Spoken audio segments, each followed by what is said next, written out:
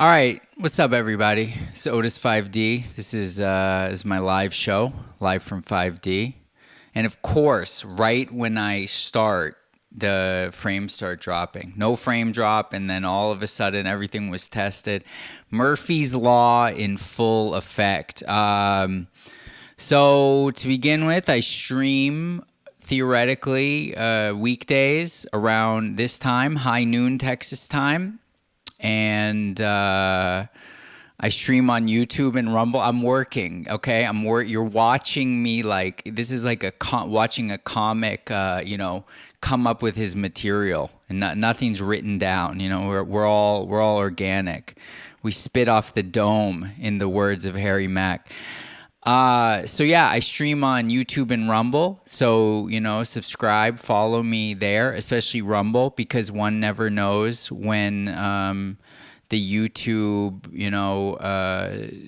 Stasi goes back into effect and things get censored. Hopefully never. Let's pray for the best, but hope for the worst. What do I do? What should I do at the beginning? Yeah. So, yeah. Okay. Do I want, okay, I do. I'm so afraid of talking about super chats because I'm like, bro, nobody's ever going to send me a fucking super chat.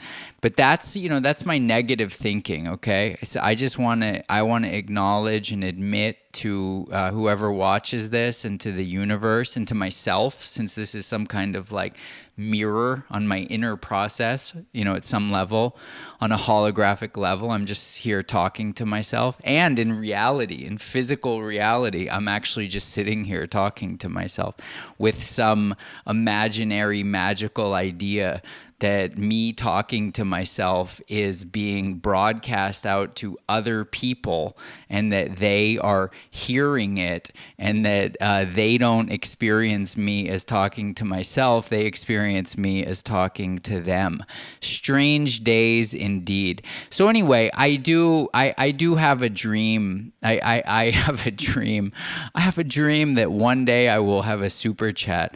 And so if you want to be, the person that makes my dream come true, go to my website and send me a super chat, and I will read super chats at the end of the show if I ever get one.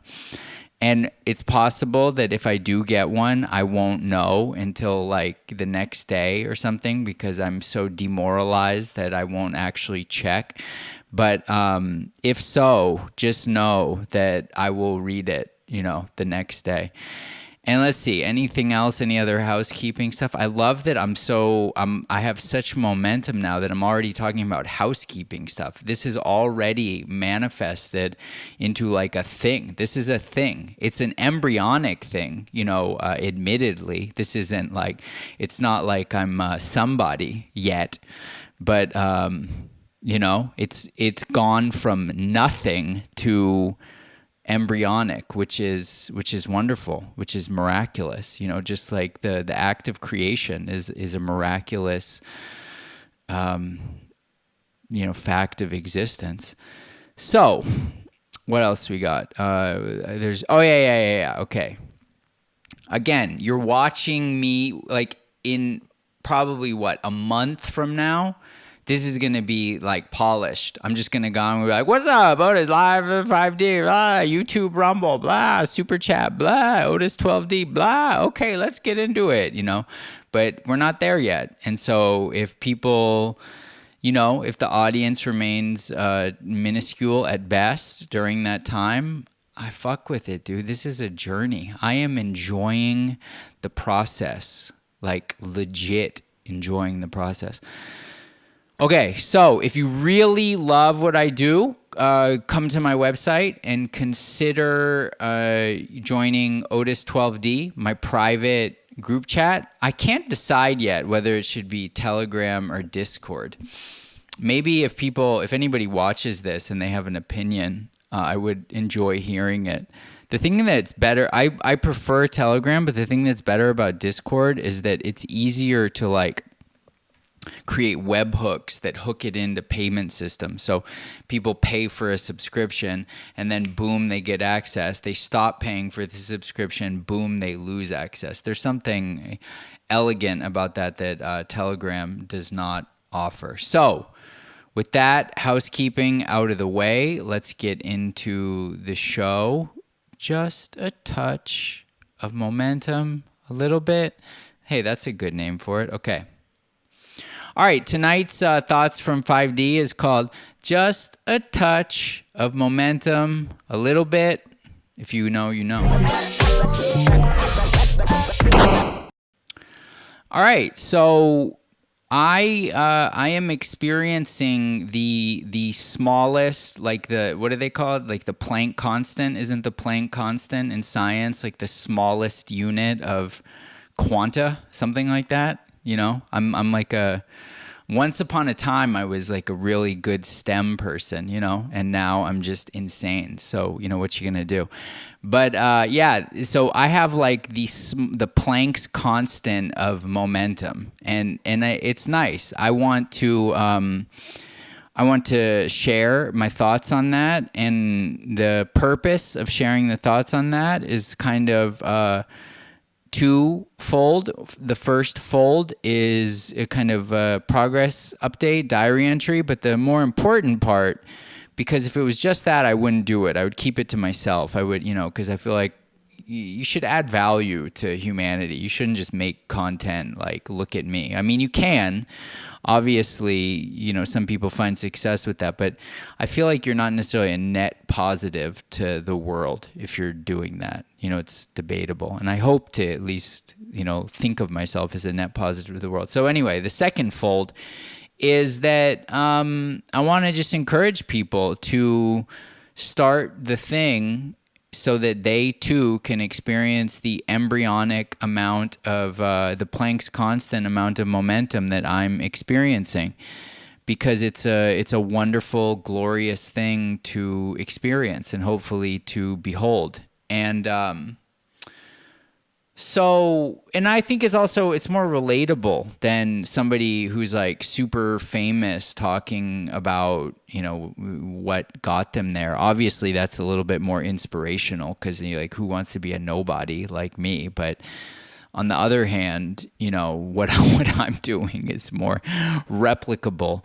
So, you know, I've had this plan that what I'm going to do is I'm going to double down on Twitter, and I'm going to be posting on Twitter because that's where the people actually care about not only influencing, but being influenced by and being in the network of. They're all on Twitter. They're not, you know, they're not active on any other social network platforms. And the other benefit of Twitter is that you can like retweet things, you know, and so people can retweet my content, and I can also quote tweet people's content and react to it. My past content creation career, the challenge has been the annoying technical things, and those technical things are just like janky uploads. Like, it turns out that Twitter is super not designed to upload long video, and it is so tedious for me. I go to places that have internet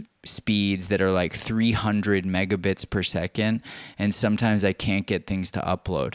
And it's like so frustrating because it makes me feel like I'm wasting my life, you know, not on this, not on the creation of content, but on like the uploading of content. And there's something that's so you know, makes me like bitter and resentful in the moment. You know, obviously, like, everything happens for a reason, and I feel like, you know, nothing good is easy. And so I realized that, like, oh, you know, this is the reason that success is difficult. If success just involved sitting in front of a camera and, you know, blah, blah, blah, a lot more people would be successful. But the reality is that the hangups all occur on, like, the mic got fucked up, the camera wasn't in focus, you can't get it to upload, you have this error, you lose the footage, you have corrupt data. Like, all these things that you just didn't expect when you started, and you're like, I didn't sign up for this. I just signed up to press upload and like, become famous.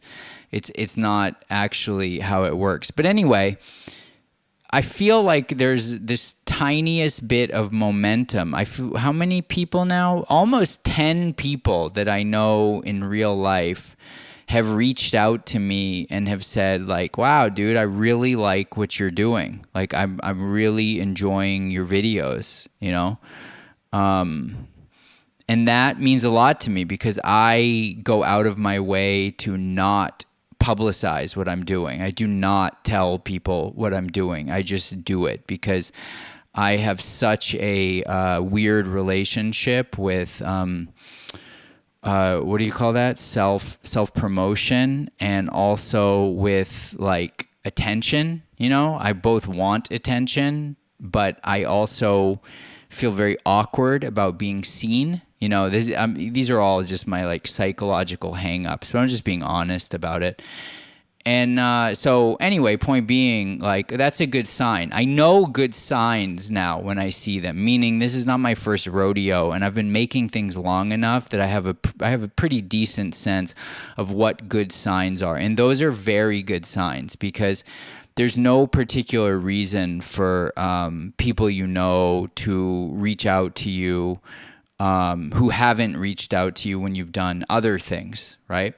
So to me, that's a sign of like, okay, this is good. And now I've gotten, I think, the fourth like relatively big retweet. And it's from a person that I just have so much respect for, a guy named John Robb, who is, one of the leading thinkers in the world on war and geopolitics and, like how the internet intersects with those things. And he's just been a real inspiration and kind of world famous person and thought leader for a number of years. And I made a video about an idea of his and he retweeted it.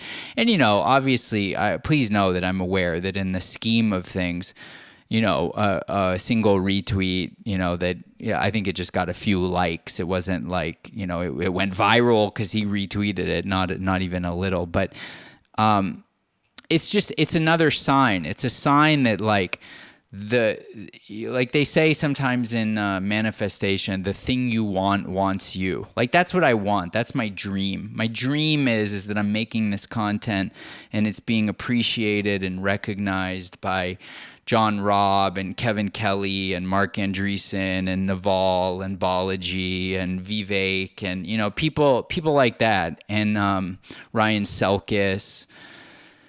And I'm seeing Torba. I'm seeing signs of this stuff. Like it's happening, on a very embryonic scale. I want to really reiterate that I very much understand that I remain a complete and utter nobody, and I'm totally at peace with that. And it's really important because I have a real beef with, content creators are a little arrogant by nature, myself included, but there's a couple content creators that I love, in particular, David Wilcock and RSD Tyler, that the way they talk about themselves is a little bit like, it's a bit much. And, I want it to be very clear that I understand that I have both subjective experience of good signs and objectively remain a person who gets like 1 like or 0 likes on average on what I do, which is, again, is fine. I really am here for the long haul. And, I think that this is kind of like one of my pet loops. The thing I loop on and talk about over and over is this idea of really finding the thing you love. Because I think if I wasn't doing something that I'm this passionate about, I might be a little bit frustrated. It's like, damn, dude, I get a fucking just one retweet from John Robb. Other than that, nobody likes anything I do. And even that just gets like 2 likes. I could easily talk about it like that if it were something else that I thought that I was more cynical about, where I was like, I did some, calculations and I thought, oh, this'll get a lot of audience, but I'm so not in that place. And so and now when I'm recording right now, right, there is kind of this imagination that there's like an audience out there, even if it's just a few people.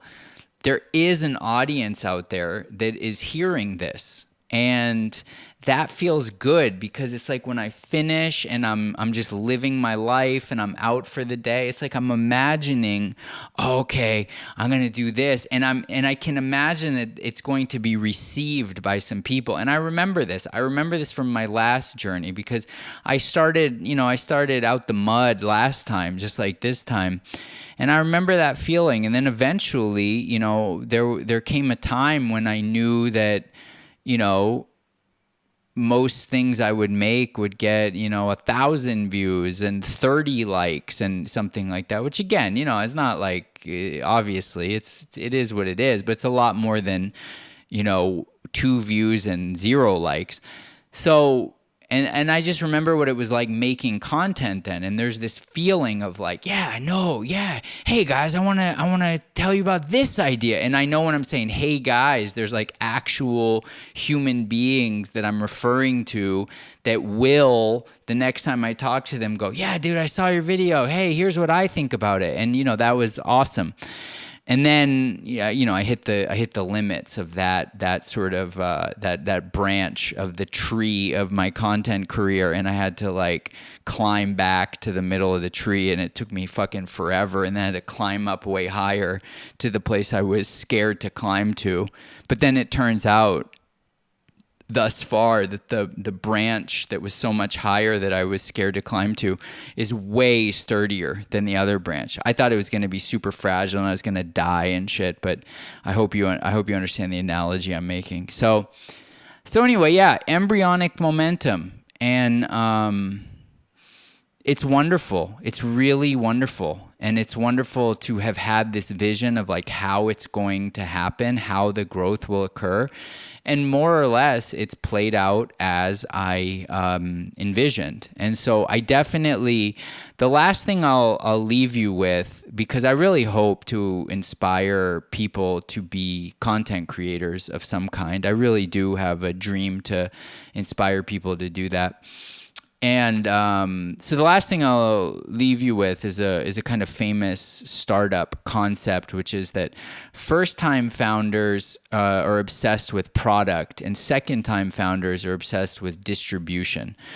So as a self-proclaimed second-time founder, I think a lot about like, how is this going to get out to a wider audience, and like, what are the mechanisms by which that will occur? And I don't have a lot of great answers yet, and I'm still very much in a phase which I think could last another year potentially, where I just want to make sure that I'm consistently making the content and not overly concerned with a sort of like return on investment of content creation, because I can feel that over time, all of that will take care of itself. But I do intend to be pretty, A plus at some point on marketing and distribution, to the point where people are like, damn, dude, Otis is good at that shit.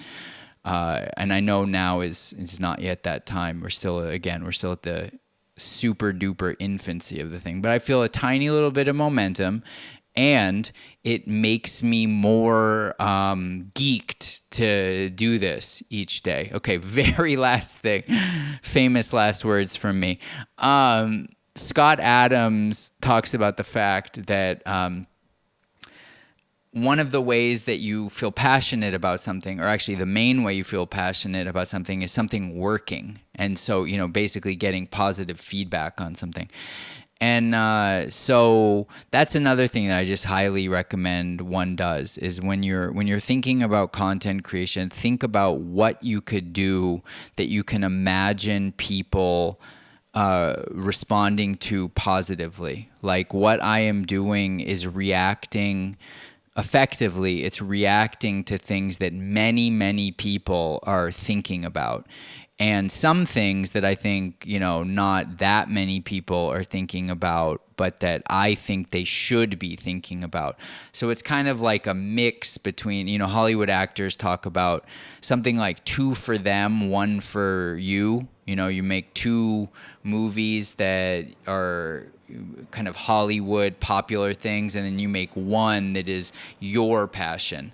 And finding that balance is how you have a sustainable career. Because if you just do things for them, you eventually just become a sellout, and you either people stop responding to you because you're such a sellout, or you burn out and become like a drug addict or something because you're so miserable. And if you do too much for you that's just like esoteric and niche, you kind of don't even have a career. You're like the starving artist archetype. And so, balancing idealism and pragmatism is, it's like what mature creativity is all about. So go fuck yourself. Peace. Otis5D.xyz. Go fuck yourself. Damn, dude, I always fucking think I'm gonna make, like, today I'm gonna make a lot of videos because I'm not gonna be so gosh darn long-winded. And then I'm yet again so gosh darn long-winded. Oh, this is the one I want to do. Whew. They not like us. They not like us. Okay. Oh shit. Let me get it set up. So hold up for a second. Shit. This is when I really need to fucking figure out how to do this. Where can I put it? I really need, like, this is such a boring part of the show. And what I need to do is set up the placement of the videos, but I want something to be happening. Like what I really want is to be showing my art during this time. That's what I can do. I got it. 1080 by, I got it. Nice. Okay. I'm gonna make a split screen video, and Yeah, so I just wanted to come on here and get some shit off my chest.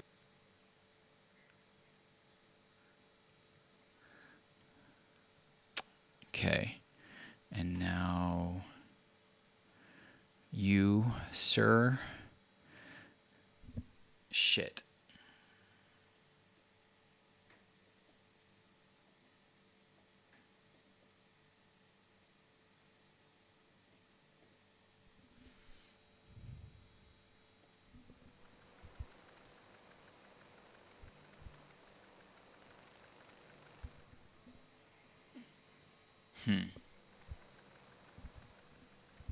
I like these guys. I like both these guys. Playback. Yeah, see, it's taking so long. I'm so embarrassed. Kamala Harris is the fakest Shit. presidential candidate. Shit. Okay, so my strategy doesn't really work. I think I need to change something. Resign. No. Yes. Huh.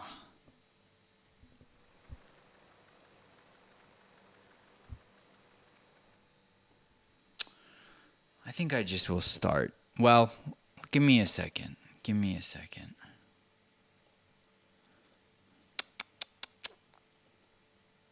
Harris.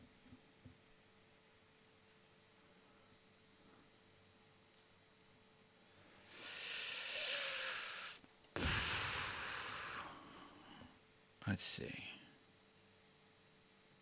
Okay, cool. And then what happens if I do this. Okay. And then what happens if I do this? Okay. Not perfect, but okay. All right. Oof. I feel like I'm about to step in hot water yet again on this one. Woo. All right, stepping on the landmine yet again. Here goes nothing. I call this one Pandora's Box has been opened. The obviousness of the lies, and Shaniqua and Tyrone at long last awaken. Featuring Tenet Media and Tony 2. This is News from 5D with Otis 5D. News from 5D with Otis 5D. All right, so I want to make it clear that when I see this woman, and I listen to her, the last thing on my mind is Shaniqua, and the reason that I use these like disparaging, terms like Karen, as the white version, and maybe Chet. And, it's like Chet and Karen and Shaniqua and Tyrone, is I feel like the point of this video is about black individuals who I fuck with heavily. First of all, I fuck with the black race heavily, not all black people, but, like black culture, black humans. And with these two black humans, this woman and the man we will see after, really heavily. And the last thing on my mind is to be like that low class. But the reason I do it is to kind of say fuck you to wokeness, because I feel like this woman is being treated like she is a piece of shit by people like Joy Reid and D.L. Hewley and all of these horrible black demons that are trying to keep black people as a fucking Borg that just thinks alike because they're black, and you just go racism, and then they do whatever the fuck you tell them to do. It is so fucking bullshit, and I'm so glad. It's like it's been my dream for so many years now that black people awaken to their individuality and the scam, because bro, black people came up with all the slang, don't fall for the okey doke, and then black people went and fell for the fucking okey doke. It's like, bruh, you taught me to have street cred and not fall for the okey doke, and then I watched you all fucking fall for the okey doke. So anyway, let's listen to this beautiful black queen, another fucking bullshit woke thing. Let's listen to this intelligent human, give her perspective on things. Kamala Harris is the fakest presidential candidate. Oh my God, she talks so white. It's like, dude, what kind of bullshit is this culture trapped in? Anyway, let's say fuck that, forget the past, forget what has been, and let's go into the present and the future, where black people are individuals just like white people are individuals, just like Indian people are individuals, just like Chinese people are individuals, and they don't have to talk like each other. They ain't got to put on the same accent as each other, my brother. They just are themselves, like fucking Buckshot from Black Moon says, just be you. Kamala Harris is the fakest presidential candidate anyone's ever seen, and I'm going to tell you why. She keeps going off this whole idea that whenever she's president, she wants to do this, or whenever she's president, she wants to do that. Are you not vice president right now? Anything that you say you want to get done could probably get done right now as vice president, but she chooses not to. She deliberately chooses to hold out on the American people, because why would you wait to cap the cost of insulin? Why would you wait to try to bring grocery costs down? Wait, how does a black person know what insulin is? It's like, dude, this is the hatred of black people by woke liberals, both white and black liberals, woke liberals, is so nauseating to me. And I'm so fucking glad that black people finally have the balls and uteruses to call the shit out, because it has been going. When they started calling Ye a house Negro, it was like black people on fucking CNN. I'm like, wait, what? Are you fucking kidding me? If this guy has his own opinion, you're gonna be the fucking KKK on him, doing field Negro, house Negro, like what? And it's like, it's some level, I swallowed the pill of like, hey, that, you know, it's almost like with the abortion. It's like, hey, I'm a man, you know, it's not my place to, and I did that shit with like, oh, I'm white, you know, it's not my place to talk about, you know, whether black people can call each other house Negroes or field Negroes, and, you know, and it's like, so anyway, I'm so glad that this time is coming to an end, because it's fucking disgusting. And it's really, in my opinion, it's the linchpin that has held back the culture, is this like the black-white fissure in American society, where black people and white people are just like awkward around each other as opposed to being at ease. And I understand there's a lot of fucking history that extends into the present moment, and it just because I make a nice speech and I highlight some black people that have agreements with me, it doesn't mean that everything is just, I ain't falling for the motherfucking okey doke, okay? I get that there's work to be done, but the work is better done as individuals coming to agreement and disagreement and working through it from that point, without all of this insane group identity that is increasingly just completely nonsensical, used as a way to get us stuck in the mud. To tighten up the border security. Like, all of it's so disingenuous to me, So and I genuinely have disingenuous. no idea how so many people are still falling for it. I agree, dude. I fuck with you heavily, articulate, on point. That was dope. That was dope, and it's beautiful because obviously the schism has already begun in the black male community, right? That's like the talk of the town in this election cycle is, you know, black men,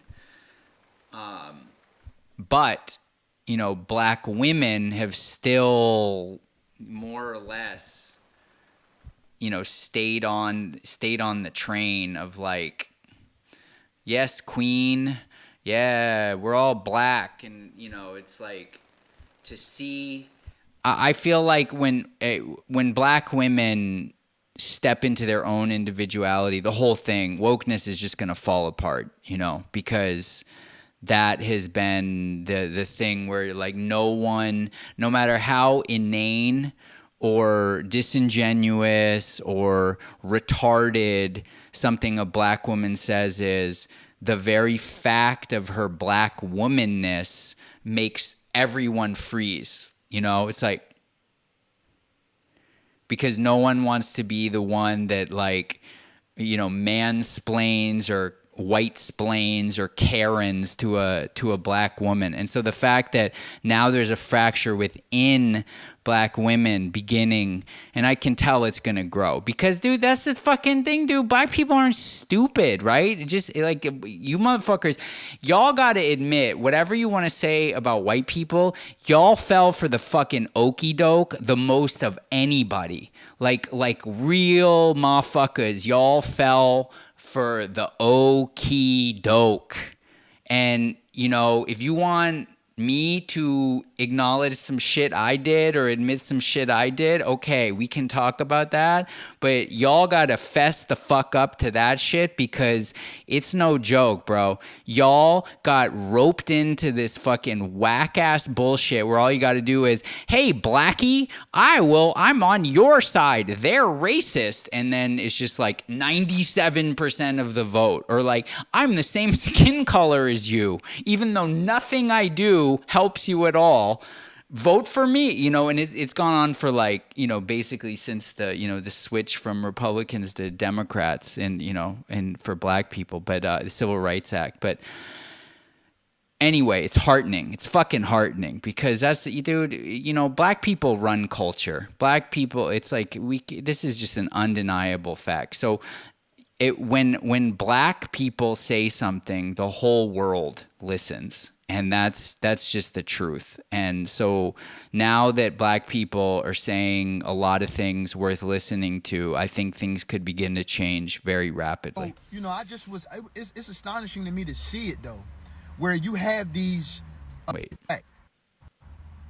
Yeah, so I just shit off my chest because for about the past, I don't know, 2 weeks maybe, I've seen a lot of black celebrities and media personalities and so-called journalists make it their business to try to shame and denigrate and shit on and insult the intelligence of black men because they don't want to vote for Kamala Harris.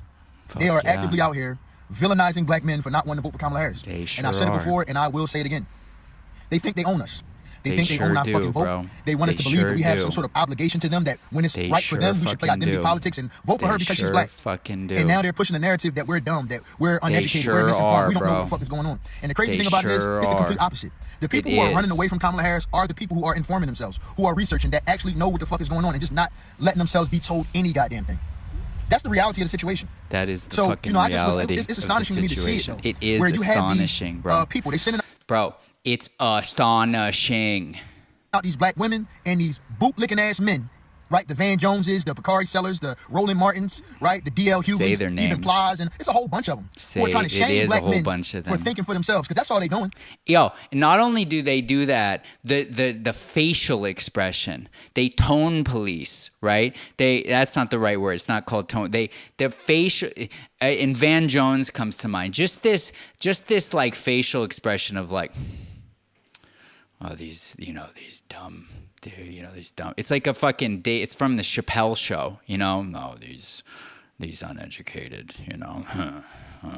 Like if you're it's like the facial expression says, if you're educated, you do what I tell you to do, even though I'm fucking retarded. This dude is so much smarter than Van Jones, bro. This dude should way more be on television news than fucking Van Jones. And why is he not? Because you have to be a bootlicker, as he said. We're thinking for ourselves. They're just like Big when slavery facts. didn't want you to learn how to read. 'Cause No once you learn how to cap. read, you have knowledge, and knowledge is fucking power. And that's the problem. No, watch MSNBC. Don't do no thinking. Let us tell you what to think. Huh? Don't you want to see a black woman president? Don't you want to see somebody who belonged to a sorority? Don't you want to see a black woman get...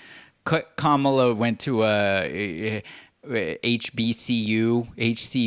I always get those letters confused. Historically black college and HBCU, and she went to a sorority. This Indian girl. I mean, dude, how cynical it's some. Anyway, let's not go there. That's not my place to say. Anyway, Huh? Don't you want to see a black woman president? Don't you That's want what to see he's somebody talking who about. belonged to a She sorority? went to a black Don't you want to sorority. see a black woman get sworn in by a black woman on Martin Luther King's birthday? A whole bunch of token shit that don't mean a goddamn thing. Token That's shit what they that want us to don't vote mean for. a gosh Y'all out your darn motherfucking thing. minds, man. I was listening to Ricky Smiley. Ricky Smiley talking about in regards to black men, they not doing the right research. What? Who the fuck you talking to, Ricky Smiley? They not doing the right research. So because we're Suck thinking a for ourselves, dick, Ricky we're not doing the Smiley. right research. We're supposed to listen to you. That's the right research. And we're going to just keep seeing more and more of this shit. Joy Reid telling black people, you're going to look weird. What the fuck, we in the 6th grade? Don't nobody give a fuck about looking weird. We worrying about the issues. Yeah. dude, and Joy Reid's the weirdest looking motherfucker, bro. Dude, what the fuck, dude? It's insanity.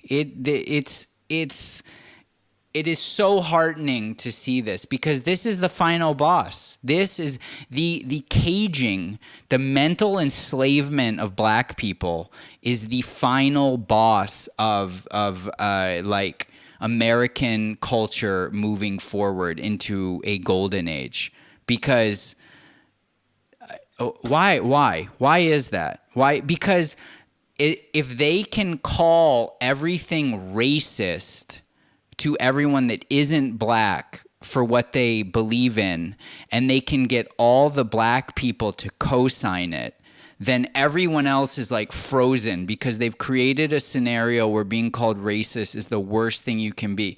But if you have a bunch of black people going, the fuck you talking about? Then all of a sudden it's like it is bullshit in a way. It's like that video of the dude who's like dancing by himself and like everyone's laughing at him and then one other person joins and then like a million people join. The reality is that the vast majority of people are sheep, myself included, because look, it took me until some black people said this shit to make this video, even though I've thought this stuff for longer than that, right? So it's like I'm no better than anybody else. But the point is that once black people are like, bitch, Joy Reid, who the fuck you think you are, Ricky Smiley? I'm not fucking listening. You're not smarter than me. You're not better than me. Shut up. And then everybody aligns. And then it's like, wait, now you're like a black white supremacist. And then, but eventually that stuff starts to fall apart too. And then there's nothing left.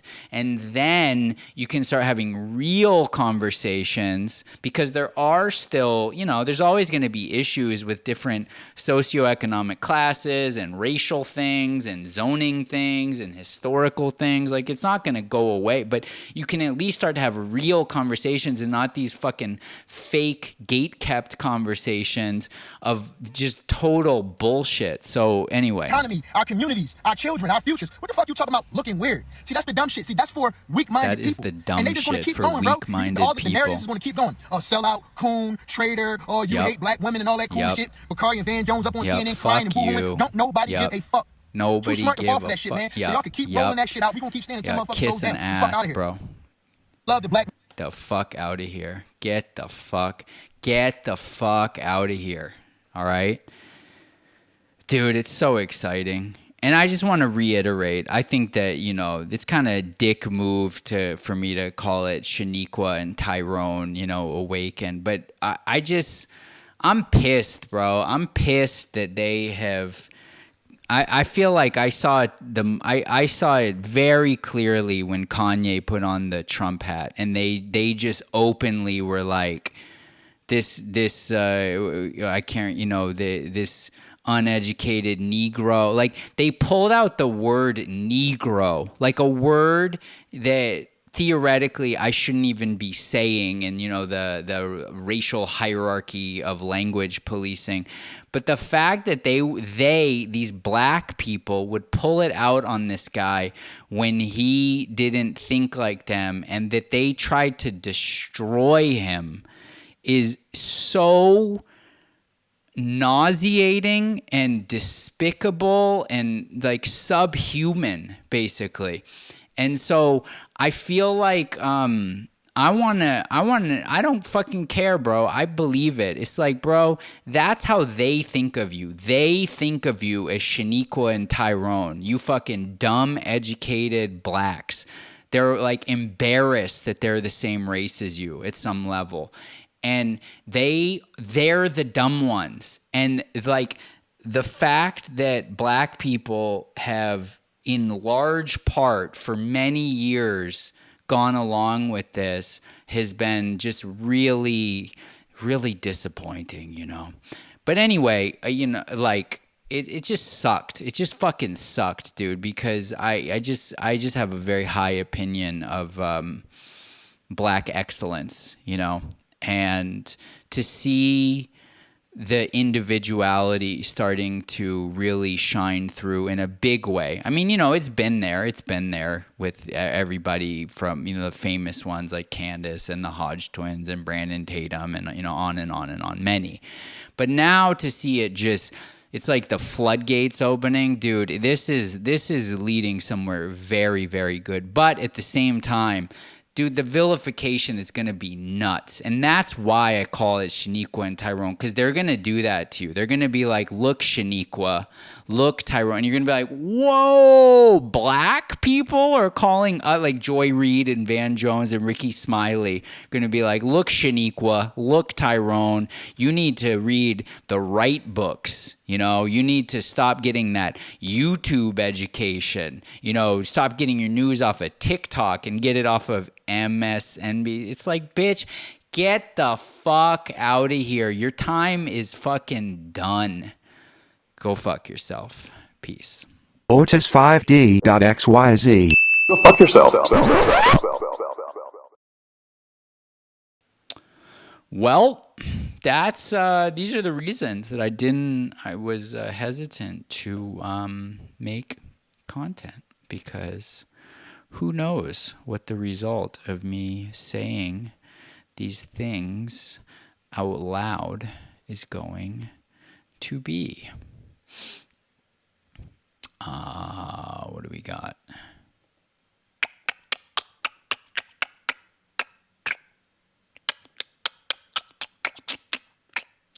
God, I don't even know what I want to do now. Should I just keep on the same track? Because, I'm all riled up. I'm all worked up now. What the fuck? Fucking fuck. What the fuck? All right, let's do that one. Why not? Why the F not, Why the F not? Nice.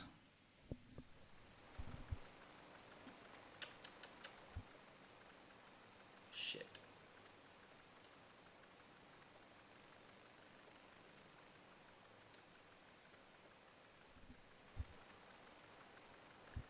Okay. Well, at least I finally have like the vision for like how I can handle these like low periods. And what I'm going to do is I'm going to make like a split screen scene that goes on top of this so you can't see it. And that is going to have my art, and the art has music. And then you can vibe out to the music and the art and hopefully buy it. Okay. Nice.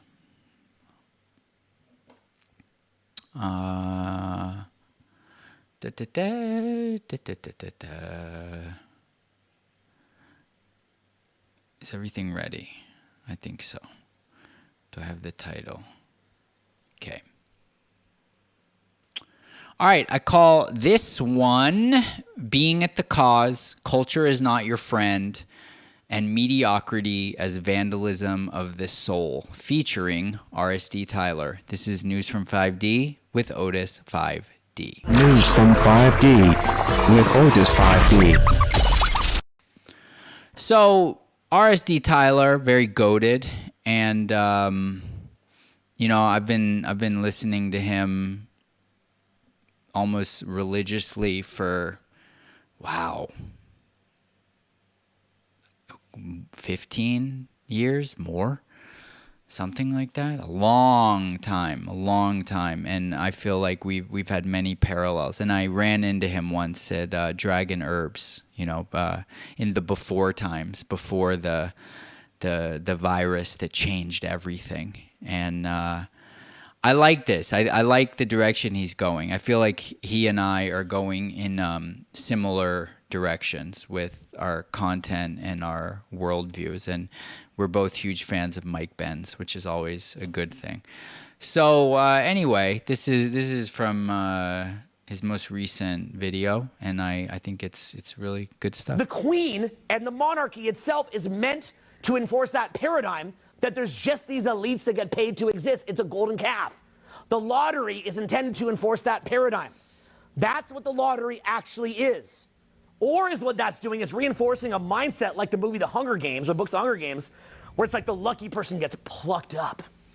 So what he's talking about, this clip is somewhat out of context. So what he's talking about is the concept of being at the cause rather than being at the effect of things. So the idea being that things like the monarchy and the lottery they're instilling in society the idea that you don't have agency. You can't just like go out and start making your own culture, making your own things. This is really related to Terence McKenna's concept that culture is not your friend, and that, you know, what people should be doing is watching the things their friends make and making things with their friends and doing things with their friends, rather than looking up to these outside people and idolizing them. And so the idea being that the whole culture is teaching you that, like, your job is not to do that. Your job is not to be at the cause. It's to be at the effect and just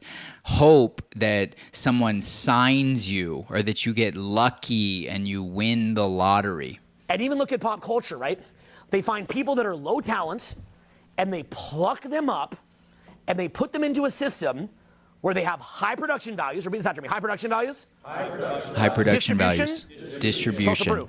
Social proof. So they can take, remember I said that, like, if there's this huge machine that I built worth $120 million, you know, I could put like a fish up at the front to bring that back. Where does that come from? That comes from the fact that if there's high production values, there's a built-in audience of social proof. And let's say they can buy radio time. Distribution. Buy video time on MTV back in the day. He's spitting, they can though. make anybody famous who's mediocre. When He's you spitting. watch that person who's famous and they're mediocre, that's vandalizing you. It's so beautiful. That's such an incredibly profound statement. And look at the conviction. Look at that conviction. That is some fucking conviction right there. And it's so true. It's so beautiful. My previous content creation career was in the realm of hip hop, and more specifically in the realm of street dance. And I am so blessed and fortunate to be, you know, friends and confidants, at least in the past, with, you know, some of the greatest street dancers alive. And the thing that I've always been attracted to is genuine talent, like genuine excellence. And to me, it doesn't matter if it's, to use Tyler Owen's, you know, favorite example, Kobe Bryant, who's like a super famous person that represents excellence, or it's, you know, two of my favorite people, or say three of my favorite people, MT Pop, Slim Boogie, and Hoan, who are, you know, much less known than Kobe Bryant, but are, in my opinion, you know, on a similar level of excellence. It's like wherever you find excellence is where the juice is of human existence. And, you know, I've done everything in my power throughout my life to just get close to that. And I feel like what he just said is probably the most beautiful articulation of it's almost like the anti-version. It's like how Andrew Tate decided God was real because he saw how satanic everything was. In the same way, it's like I saw how disgusting and vandalizing, you know, low talent, mediocre culture was, and just wanted something better, and was, you know, have been more or less willing to do anything to move in that MTV direction. Back in the day, they can make anybody famous who's mediocre. When you watch that person who's famous and they're mediocre, that's vandalizing you. That's saying it's not about real talent. We will pick you. You are at the effect. Be a good little boy or girl, and maybe you'll get picked. Don't make any noise. Maybe you'll get picked. That's the underlying this is very profound, mechanics this behind is pop very, culture. very profound. And then what you do is you worship the pop icon as a golden calf. But what it is like you worship like a K-pop star. Ah! But you don't even worship your own life. You don't even worship the energy that created you. You don't even worship your own will, your own discernment, your own flow, your own ability to access a transcendent state. You don't cultivate that or see what it could do. You don't create your own art. You don't get in nature. You don't go see God's creation. I can't fix the whole world, but I can throw my little 2 cents in the pot to tip it in a certain direction, the smallest amount. But I could do what I could do. And that's another thing, too, by the way, is that base level understanding that you could be at the cause. They demoralize you. They sure They do, demoralize you. The pop culture sure meant to fucking demoralize do. you. The weed meant to demoralize you. The TikTok meant to demoralize you. Again, the snake pulling on you, tightening you up, your will, you get tired, you get demoralized. If I show you that you can crush your dating life, that's you suddenly realizing I have agency. If I can show you how to make money, that's you realizing I can have agency. I can have So that, agency. that's what I was kind of hammering you with. It's like, don't give up. Don't, look, it's like we're all in the snake thing, and it's like, and it's like, I'm yelling at you, don't let it knock you out. Don't let it knock you out. Don't let it knock you out. Amen. Fight it. Fight it. Fight it. Fight against the dying of the light. It's beautiful, man. It's very beautiful. I feel like the homie RSD Tyler does not yet get get his flowers sufficiently. So flowers to you, sir. I see you. Yeah. I just completely agree. I've been to, I think, about 65, 70 countries at this point, and that's really what it's been about for me, is like, I want to see this thing. I want to see God's creation. Like, and when if I imagine myself, an old man looking back, it's like I just got to see. The world is just so big and so vast. God's creation is just so vast and so varied and so multiplicative and beautiful and horrifying. They're like, some cultures, to me, they suck shit. They're so shitty. But even still, even the shittiest culture has some things where you're just like, damn, that's good. Damn, that's good. I've never seen that anywhere else, bro. And I just love, like, that's all I've ever wanted. There's very much a part of me that wants to be have some modicum of fame / success.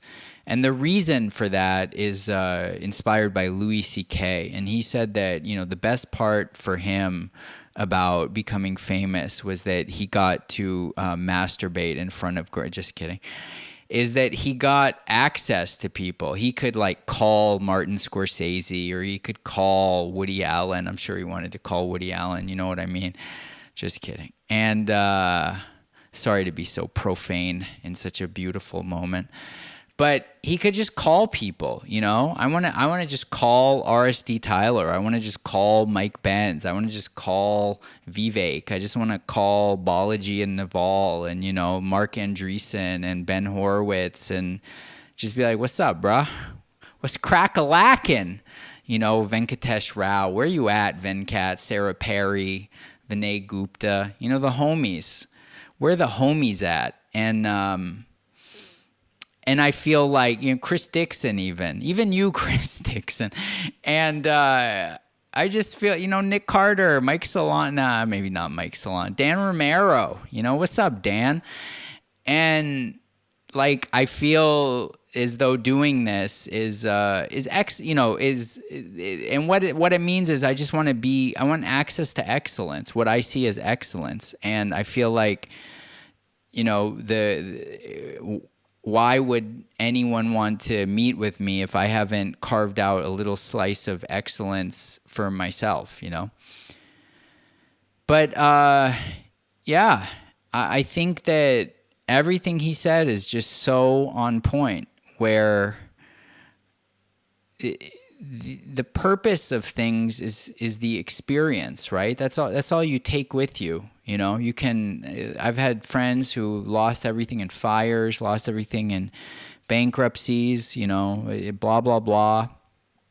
And the only thing they had left are their experiences. And so I've done everything in my power, as has Mr. RSD Tyler Owen Cook, to really optimize for experiences. And, I bless you that you do the same, because the culture is not going to be particularly supportive of that. The culture wants to support you in trying to stunt on people. And I remember so clearly, a relatively recent trip I took into, really world famous, beautiful nature. And I kept just thinking, man, here's this like picture I just took that people would be so impressed by. They'd be like, oh my God, I can't believe you're there. And I just got this message of like, don't send this to anyone. Just enjoy it. Like, this is for you. This is your thing. This is not about anyone else. And I had this funny little moment where, I was like, okay, well, at least I'll send it to God. And, and then the message that kind of came back was like, I kind of made all this stuff. I'm happy for you that you have this nice little picture of this thing that's very impressive, but like I've kind of seen it all, and it's like, oh, okay. I'm just like this tiny little speck in the, the holographic scheme of everything, which also means I'm everything at the same time. But anyway, I really just love this message. And this one, whenever I get to this point of this kind of video and I'm like, what am I even trying to say? I think the main thing is that these videos are like, these are my way of like just sharing. I don't even necessarily have like a strong point. I just saw this, I clipped it, I edited it. I went through all the effort because I just like, dude, this is a beautiful message. This is like truly beautiful. And I just want to share it.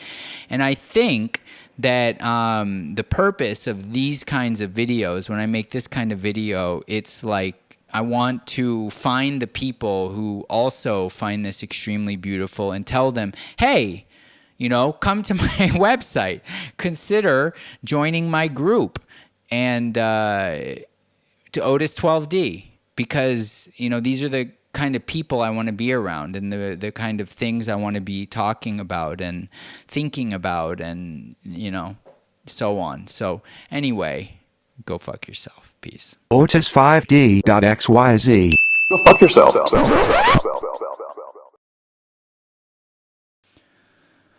Damn, I thought I was going to make so many freaking videos today. I was all like, yeah, I have it in me to make so many videos.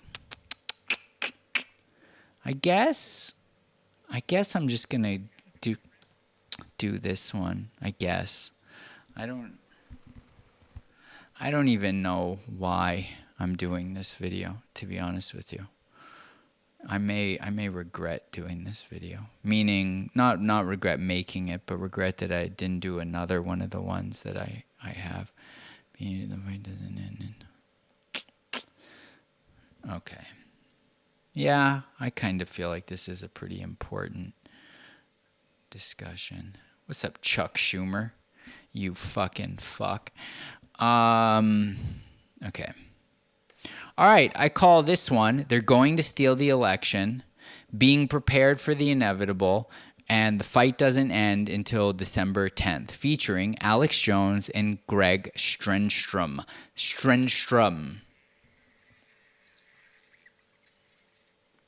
Uh-oh.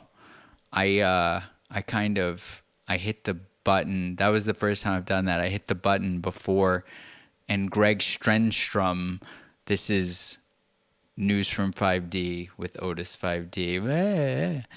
All right, so this I don't know, man. This seems important. People should read your report. The council is running the United States of America. But let me ask you this: and knowing the deep state, you're great researcher on this. What are they going to do now? Well, they're going to continue to cement the control. If we had a 24-hour clock and looked at how close they are at complete state capture, we're at about the last 3 minutes of a 24-hour clock. I agree. We're at the last 3 minutes of a 24-hour clock, according to Greg Stenstrom. Oh, it's not Strenstrom, it's Stenstrom, my bad. And maybe it's Greg R. Stenstrom. Anyway, sorry, Greg. But obviously that's just his opinion. But, bro, I feel it. We're very close to the end. Like, we're very, very, extremely, exceedingly close. That's why I've started doing this. I mean, I just feel like if I didn't start doing this, I am such a fucking coward bitch, because the whole world is on the line, in my opinion. And a kind of like totalitarian, communist, digital hellscape is so close to being unleashed, and I feel like the number one thing that can stop it is people speaking up, so that as it is attempted to be rolled out, people are like, oh, I heard you were going to do that, fuck you. And then, then the real fight really takes place. They have subverted the entire government. They have subverted, or they've captured our schools. They've captured our economy. They've captured our law enforcement. NPR said decades ago, we'll put idiots into this credit government. Council so the policies are blamed relations. on the government. I'm not defending government, but in general, the government gets blamed, the country gets blamed instead of the parasites. They know exactly what they're doing. So that is the illusion of choice. Well, we're going to have an election, but we're not going to let you see how we count it. We're taking the election. They've centralized our elections as an example. This is just one. He's going to talk about this, but the whole election mechanism has been centralized with the digitization. So in the olden days, with the horses and the carriages and all that shit, and the fucking Johnny Appleseed, you had these paper ballots, you had all these precincts, and everything was counted by hand. So you really needed, in order to do some nefarious shit, you either needed to be in a supremely populated precinct, or you had to sort of co-opt and subvert like a lot of people. And we've arrived at a point where, due to digitization, he's about to talk about this. I'm kind of like just saying what he's about to say. Sorry, not sorry. You only need to subvert or co-opt like a few people. Object of many. They've taken our elections, we had 3,143 counties in the 50 states in the United States, 3,143. Of that, it only takes 3,000 counties to change the entire national election. 20 counties. I just needed to go to those 20 counties, install centralized counties. So basically, out of the 3,000 counties, all but 20 are more or less decided, right? And based on population and number of votes, those 20 counties determine whether various states are red or blue, and thus determine the election. So already you have what on the surface appears to be a very large and, not complex, but like large scale problem to solve. But you've already, out of 3,143, you've cleaved off 3,123, and all of a sudden you only need to focus on 20 counties. And so already, if you just think about it logically, in a country of 350 million people, you've already simplified the problem by like 9 orders of magnitude. So you've taken something that seems like it would be just totally outlandish and impossible. I'm just picturing all these fucking New York Times, NPR retards I know from my past life as one of them, and them just totally shitting on this idea. But then, of course, if you tell them about the 20 thing, all of a sudden they're too busy and they got to go. So it's not like they just run away at that point. But the point is that the actual fact is you really only need 20. So the fucking scammers, the fucking demons have zoomed in on 20 counties. So that's where we're at in this analysis. Centers with only a handful of people managing and counting the vote. Remove the counting in Delaware County, as an example where I live. We had over 3,000 people in 428 precincts counting the vote. So in the past, he's in a county. I don't actually know where that is. Delaware County. I bet it's not Delaware though. Maybe it's New York or something. Anyway. So he said they have 3,000 people in 428 counties. So that's like, let's just say it's about 80 or 90 people per precinct counting the votes. So you have this precinct where, I don't know, thousands of people vote, and they have these paper ballots, and you have 80 or 90 people sitting there counting them. And you have, what did he say? 300? What did he say? How many? In Delaware County, as an example where I live, we had over 3,000 people. Oh, 3,000 people, 400. Yeah, so 400 precincts, 80 or 90 people per in precinct. 428 precincts counting the vote. Over 3,000. Now we have 2. 2. This is the thing. This is what dumb motherfuckers, I think of people like Antonio Garcia Marquez, these kind of dumb motherfuckers. They are just completely in denial of the fact that these things that at one point would have been completely outlandish are totally landish at this point. They are completely inside the realm of possibility to do this, because what they have done is they've just snipped everything. It's 20 counties, and now it's not 3,000 people, it's 2 people. They've centralized everything through digitization and through the fact that of retardation, the Netflix and weedification and TikTokification of society that's been going on for, 30 years now. 2 political operatives that have been installed that are saying, don't worry, we're counting your votes and we're going to let you all know how it works out. And these are people like fucking Debbie Wasserman Schultz. Like Debbie Wasserman Schultz could be, Satan in the flesh. If you just look at that dumb hoe, she has such a ridiculous, like she could so easily play Satan in like an Adam Sandler movie. And everybody would be like, whoa, where the fuck did you find her? And these are the kind of people that are running things. And, lest ye forget, because you're fucking dumb as fuck, she was the one who just decided that Hillary Clinton beat Bernie Sanders just because she said so. The evil, which... Venezuela, Philippines, the president of the we're counting your votes and we're going to let you all know how it works out. Venezuela, Philippines, the president of the CEO of Smartmatics has been implicated in malfeasance and corruption in Venezuela. So Smartmatics is the fucking voting machine company, and the CEO has already been implicated in Venezuela for election fraud, and if I'm not mistaken, arrested in the Philippines for voter fraud. Vote fraud. Philippines, we use the same machines as Venezuela has been implicated and Philippines. In malfeasance and corruption in Venezuela, here in the United States, and now the Philippines, of bribing Philippine officials. What can change things is we have a number of strategies we're implementing. The counter. So this guy is part. He reminds me of Steve Pashenik. He feels like the Steve Pashenik of 2024. He's part of some group, and they're trying to alert the public that the council, I don't know if that's the Council on Foreign Relations or just like a shadowy organization called the Council. It's like straight out of the fucking Marvel universe, bro.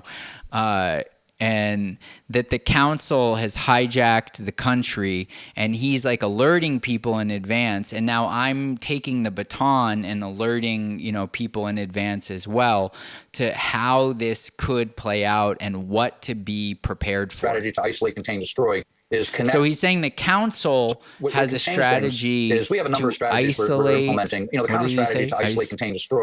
Isolate, contain, destroy. That's the council strategy. Is connect, engage, and restore. So his group strategy is connect, engage, restore. I like those words a lot better. By connecting grassroots people together, groups together, by engaging them, by doing this show right here, Alex, and engaging with people and explaining what's happening in our country, at least putting a hypothesis out that people can look at. I love it. I love what he said. Putting a hypothesis out there, right? This is just a hypothesis, okay? This is not, we're not retards who just because a guy goes on Alex Jones and says shit, we're like, oh, that's the gospel truth.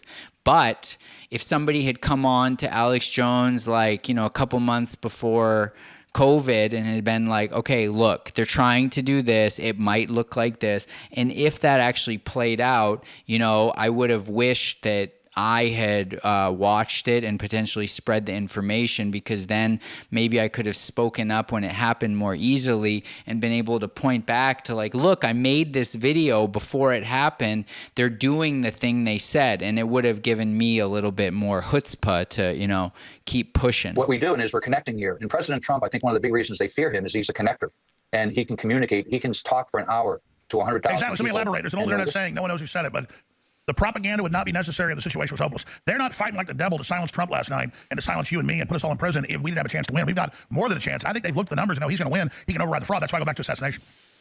Right. But having said that, we have to prepare people that the council and their political arms, their intelligence arms and so forth, they're constantly running shaping operations. And they tell you what they're going to do if you listen. They've told us they're going to steal the election. And what we have to do is we don't have to say, woe is me, what are we going to do? We have to say, okay, they're going to steal the election. What do we do? Does the election end on November 5th or 6th, whatever day they announce Harris won? No. The election goes until December 10th, until they can certify, and they must show that they ran a lawful election. So he's suggesting that what is he suggesting? That they are going to announce immediately that Harris has won the election, and then they're going to do everything they can possibly do to make sure that people don't ask too many questions, and they're going to try to take, people who push back against it. They're going to try to make them feel like they're crazy, and that they need to shut up and that they're domestic terrorists. But the reality, the actual facts are that the real date is not November 5th or 6th. It's December 10th, when the election has to be certified and they have to prove that a lawful election has been won. So that is why the title of this video is "The Fight Doesn't End Until December 10th." Because if this happens, it's like we are being presented with a prediction. If this prediction comes to pass, we can look back on it and say, okay, well, look, it's happening. So let's keep our fucking head in the game and not get confused and listen, because they're going to, dude, if this goes down this way, they're going to bombard people in a way that we have never seen before. It's going to make January 6th look like nothing. It's going to make Russiagate look like nothing. They're going to come hard and relentless. They're going to try to shut down Twitter. They're going to try to shut down Alex Jones. They're going to try to do something to Rumble. They're really, because this is it. This is this is the third installment of Lord of the Rings or Star Wars or whatever, and this is like the final battle. And that's why I'm making this video, is because I feel in my gut that we may be approaching the final battle. We may not. It could be wrong. I don't have a crystal ball or anything, but we may. And if we are, it's important to me to be out in front of it, to just be hammering away, starting now all the way until, the bitter end. And hopefully the sweet end, not the bitter end. So just simply announcing it in the press that Harris won is insufficient. They have to be able to stop. That's right. Fox News can't announce on election night that they won. We need to be ahead of that. And that's the larger issue, is that Raskin, as you said, they always telegraph like we're idiots to their own people. He said on January 6th, we will decertify him under the 14th Amendment. So they're already believing they can't even override this landslide. Correct. That's the shaping operation. And why we're doing it, and we're doing it, we're talking here on your show today to start that connection. So the Jamie Raskin is a congressman who has said, that Trump is illegitimate and blah, blah, blah. Jamie Raskin, another very devilish individual, right up there with Debbie Wasserman and Adam Schiff and so on. So what Greg Stenstrom said is that this is the shaping operation. This is all this stuff that came out during Obama, a strategy called nudging, where you're basically attempting to just shape opinion, right? Because especially now that, at least for the time being, they've lost control of the narrative, because videos like this can be published at minimum to Twitter and Rumble. There's a sufficient number of people who are getting actual information and not just the top search results on totally censored platforms. And so what Greg Stenstrom is saying is that with Jamie Raskin talking about decertification, 14th, blah, blah, blah, is all part of a shaping operation to set the tone in advance that things are not as they seem, and that everything is illegitimate, so that it would eat. It's like lube. They're lubing it up to make stealing things easier.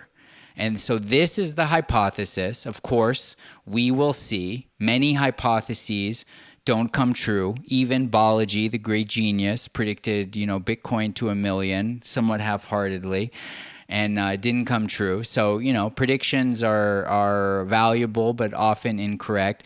But I think it's valuable to, at the very least, be aware of the potential for these things, because in my opinion there are a lot of signs that this stuff may actually be happening, and it's not just some like, you know, QAnon LARPing stuff. This very well may be real, and it may play out in real newspapers like the New York Times and real television channels like CNN, not on, you know, some random not on 4chan, let's say. So they're going to steal the election, being prepared for the inevitable. You know, this is just like, okay, all right. So if this is what's coming, then this is what's coming. And that the real date is December 10th. And that it's really like, you know, it's like Bannon said, it's next man up, right? They're going to come for everybody, you know? And, you know, Bannon's in jail, and it's just next man up, next man up, next man up. It's, you know, the hopefully, fingers crossed, there's just too many people who know too much for them to successfully, you know, lube us up and shove down the, you know, totalitarian gay race communism. So anyway, go fuck yourself. Peace. Otis5D.xyz. Go fuck yourself.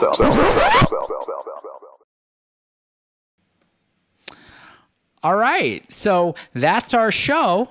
This is live from 5D. And I'm Otis 5D. If you like, if you like what you saw, you know, follow me on Twitter X at Otis 5D. You know, leave comments, retweet, share, fuck with your boy. Follow me on YouTube and Rumble, especially Rumble. That's where I stream. And, you know, I think that I have a better chance of staying alive on Rumble than on YouTube, but you know, we shall see. The future is not yet determined, and while we may prepare for the worst, we can still hope for the best. And if you really love what's going on, you can always super chat me. I will be so happy. I will be so happy to read your super chat at the end of the show. Go to my website, otis5d.xyz/super chat, and if you really want to get down and, you know, pause, come to the website and go to Otis12D and consider joining my private membership group, which is super litty. And it's where, you know, we discuss these things all day, every day in great detail and depth. And, yeah, I really look forward to the build out of that platform. You know, that's my dream. And as they say, if you build it, they will come. At least in my slice of the Mandela effect parallel reality, because in the one I'm in, it's if you build it, he will come. And if you know, you know. And so I will see you soon, real soon. And, you know, sorry for all the go fuck yourselves, you know. I sign off with a bye, a goodbye until we